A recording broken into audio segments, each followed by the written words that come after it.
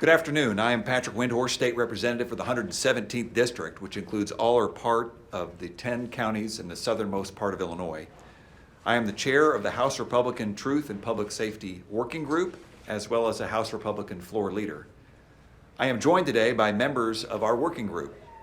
Today, the House Republican Truth and Public Safety, or TIPS, Working Group announces the legislation we are championing as a path forward for meaningfully improving public safety in the state of Illinois with an eye toward what is possible with the current makeup of the General Assembly.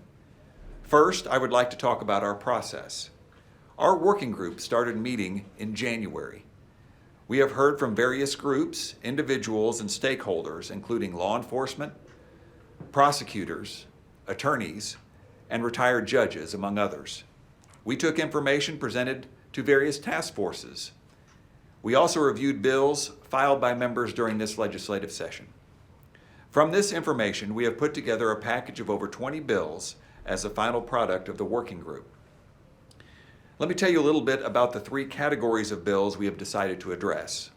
First, protecting victims of crime.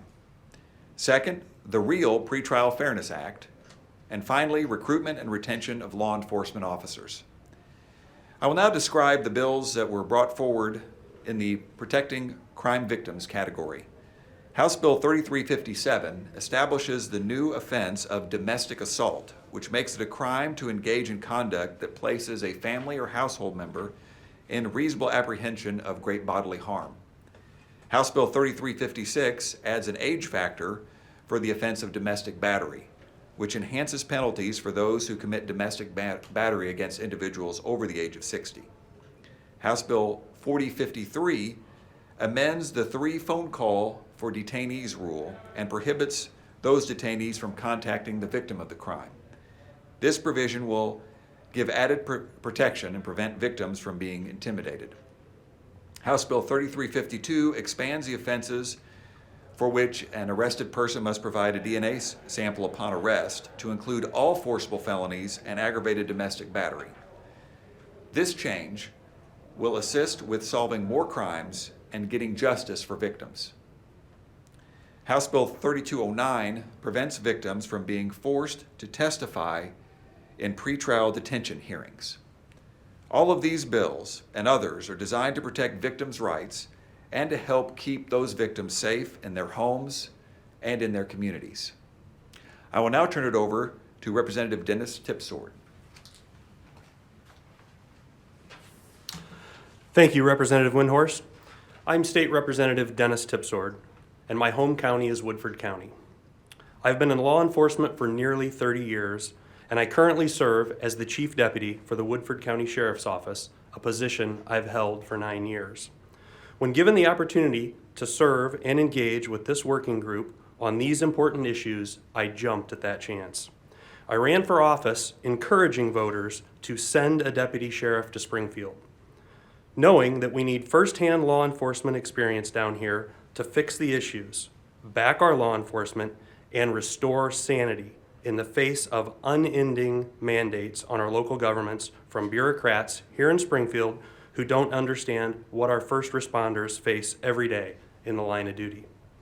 There's no higher priority for me as a deputy sheriff and as a state representative than keeping our families safe. To do that, real changes are needed. We have gotten so far away from holding those accountable who commit crimes and victimize our citizens. If we don't change course now, we may never recover. In fact, I argue the damage already done will take a generation to correct. We have conditioned criminals to believe that there are no consequences for acting out. This must change. We must make it illegal to be a criminal again. House Bill 4050 that I'm sponsoring will clarify several aspects of the Safety Act that are ambiguous or clearly just bad practice. First, clarify how school resource officers deploy and use body cameras. Secondly, officers working undercover will be excluded from body camera mandates because other undercover officers working with them may be inadvertently recorded and their identity compromised, and that could put those officers' lives at risk. The last but arguably most important component of this bill would allow officers involved in a critical incident, such as an officer-involved shooting or other deadly force incident, the ability to review their body cam footage before writing their reports. A critical incident report is the most important report a law enforcement officer will write in his or her career, and it needs to be an accurate depiction of what happened. Science proves in high-stress situations, such as officer-involved shootings, recall is limited. So being allowed to review the footage is imperative. We hear a lot of rhetoric about public safety from the other side of the aisle, but rhetoric doesn't make our neighborhoods safer. First responders do. House Bill 4050, along with the other bills we're proposing here today, are meaningful, thoughtful suggestions and necessary to ensure we're supporting our first responders and working with them for safer streets and safer neighborhoods, and that we're also fulfilling our responsibilities to taxpayers. Here to discuss law enforcement recruitment and retention efforts is my fellow representative and fellow law enforcement officer, Representative John Cabello.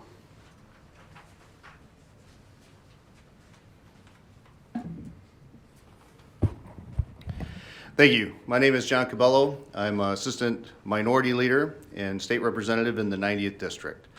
I am currently a detective with a Rockford Area Police Department, and I can share firsthand experience the recruitment and retention of law enforcement officers in a critical component of restoring public safety in Illinois. Departments all across the state are desperately looking for qualified, energetic officers to serve their communities. Not only are these departments facing a shortage of new applicants, but officers are opting to leave the profession entirely because of the constant facing roadblocks that prevent them from doing their jobs. This working group is trying to address the needs by proposing legislation that attracts top-notch law enforcement officers that are serving. I'm going to run quickly through a few of our proposals that will address these needs. House Bill 4047 recognizes out-of-state training, making it possible for officers from other states to find employment within our departments. House Bill 4046 protects law enforcement from anonymous complaints and ensures they are given their due process rights. House Bill 4048 is a financial incentive that creates student loan repayment options to attract the next generation of police officers and help our communities most in need of officers. And finally, House Bill 3217, which creates a program called Back the Badge. The program establishes recruitment plans for law enforcement agencies where they can determine and prioritize specific characteristics that a law enforcement agency and community desires in their police officers. The adoption of these proposals will make it clear we support law enforcement with both our words and actions. The damage done to law enforcement morale in Illinois by the Democrats' constantly attacks on the profession, especially their Anything But Safety Act, cannot be overstated. Hundreds quit or transferred from their departments and simply left Illinois altogether following the passage of that act. While our side of the aisle would love to see the worst elements of the Safety Act fully repealed, we know that will have a political reality in Illinois that we have to recognize. The proposals we bring forward today should be agreeable to those on both sides of the aisle. They should serve as a way to address the concerns of police departments across Illinois and start attracting the kind of honest and respectable law enforcement professionals that not only our friends on the other side of the aisle claim to support, but the kind of professionals that our communities deserve. With that, I will now turn it over to Representative Ugasti.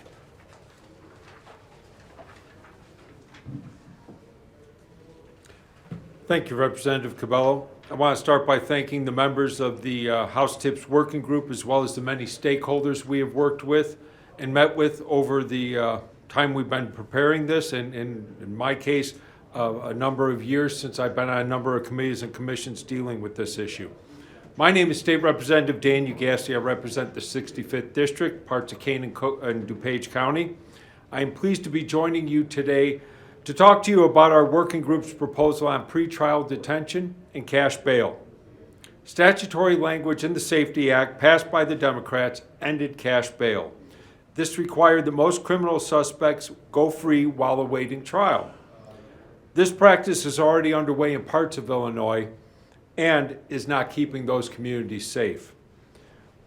We as Republicans focused our work and our work will result in a system that keeps communities safe, protects victims, yet still reforms the justice system and considers the rights of the accused while they await trial.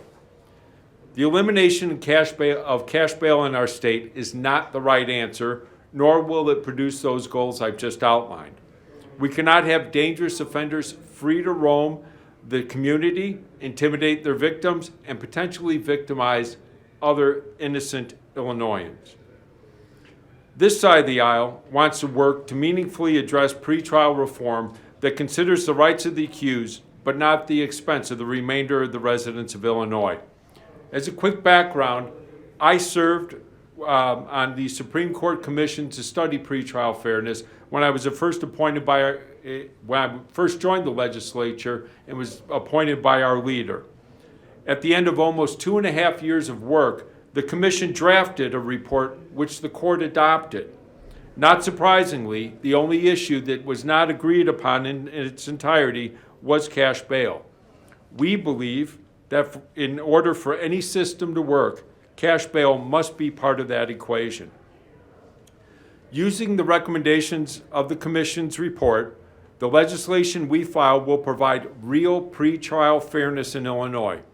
A few examples in this legislation include restoring cash bail in our state, but in a way that is fair. In our bill, an accused's ability to pay would be a factor to be considered.